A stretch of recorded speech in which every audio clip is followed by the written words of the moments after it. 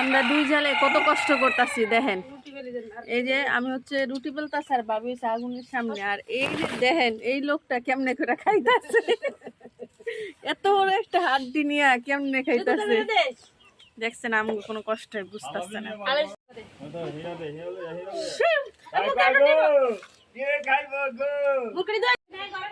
খান আব্বা খাইয়া দেখেন কেমন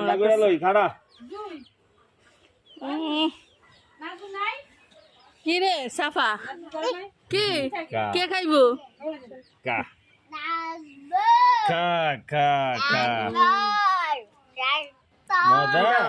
চাচি রে দাও,